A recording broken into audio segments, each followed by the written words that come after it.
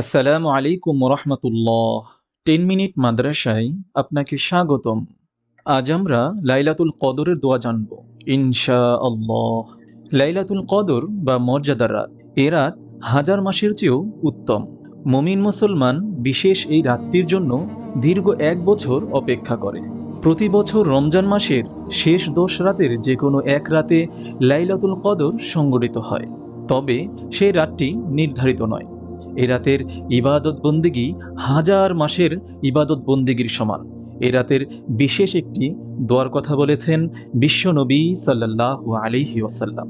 এ রাতটি পাওয়ার জন্য রাসূল সাল্লাল্লাহু আলাইহি ওয়াসাল্লাম রমজানের শেষ দশকে ইবাদতের নিয়তে মসজিদে ইতিকাফে অতিবাহিত করতেন, যাতে কোনোভাবে শবে কদর থেকে বঞ্চিত হতে না হয়।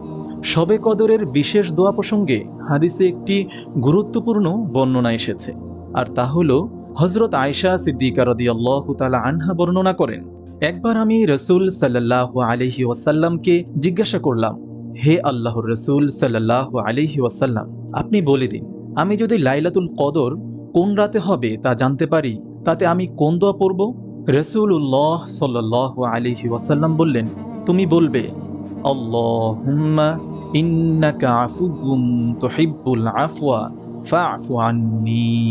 দোয়াটি আবার বলছি, আল্লাহুম্মা ইন্নাকা আফুউন তুহিব্বুল আফওয়া ফা'ফু আন্নী।